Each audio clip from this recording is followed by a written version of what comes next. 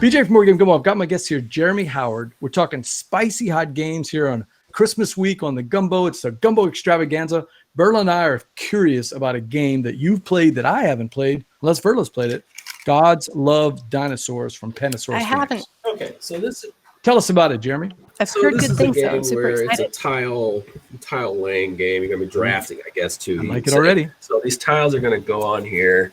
You're going to basically be taking tiles from here that have a specific type of land on it and also an animal. So you have your prey, and then you have your predators, and then you have a dinosaur. And at the bottom of that board is a dinosaur, a T-Rex under it. You're going to be starting out with this habitat, and then you'll start adding things to it like this, and then they start multiplying. So as you trigger these rows, they start multiplying and adding more bunnies and more rats and things like that to move around. But you also have these predators, the saber-toothed and the pterodactyl-ish looking thing. And what will happen is as they go along, as you activate these columns, the prey will get eaten by the predators. These meeples are so cute. It's freaking ridiculous. There's like a tiger and you go across, and as you go across and eat the prey, you start to multiply the predators. Okay, so the predators have to have something to eat so that they can multiply and make more predators. But then when it all lines up and the dinosaur is under there, the dinosaur at the bottom, you see that little black dinosaur at the bottom in the corner? Sure. Then it activates, and the dinosaurs come from the middle of your little nest here, and their goal is to eat to survive, but they need to eat the prey so that they can lay eggs, and you score points from the eggs. So here we go. I'll walk you through it again.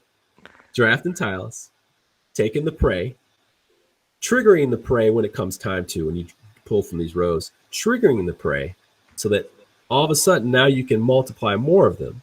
All right. Then you have triggering the predators so they can go around and eat more of the prey to reproduce more of the predators. And then you have the dinosaur that will come and eat the prey, and they will score points.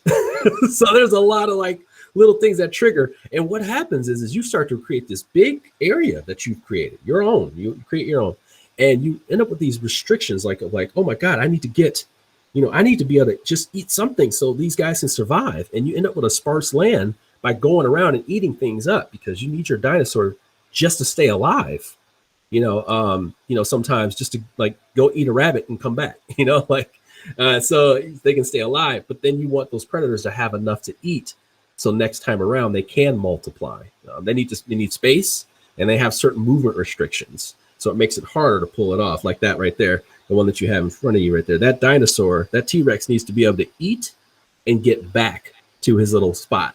And that's the thing. And then you lay these eggs. The eggs are worth points. There's not a lot of powers or anything in here. This is just a straight up tile laying, little strategic. How long does it take? Man, this game takes an hour tops.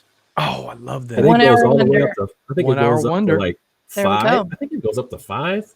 Dude, we're talking, this is a really fun game. That was another one. I played this game wrong the first time I played it, and I poo-pooed it. It's easy to play wrong and still have fun.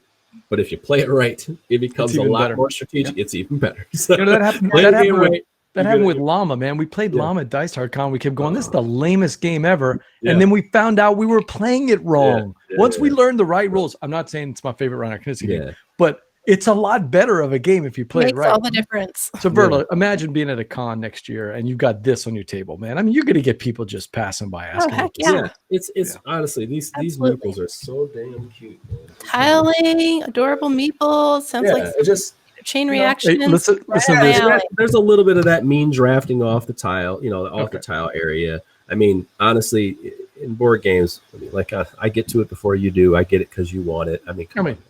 That's what gaming is about, right? I mean, the tiles scale according to player count, so you don't have to worry about that.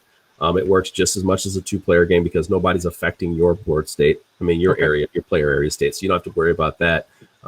It's a pretty much a hands-off game, except for people are going to pay attention to how they trigger that dinosaur at the bottom, and that's how those tiles are drafted. So the timing's very important in that game. So it's just that's pretty much the run of the game. Like I said, hour 30 minutes. If you happen to know how to play this game, boom, quick. Dean from Meepletown says you're one of his favorites. Oh, but man, you're costing him the most money, Jeremy. If I did a gift guide, I would tell people to buy this game. Like it's a good game to play with families because it's got low on rules. I did not say that, Kevin. I said it's not. You missed an important word.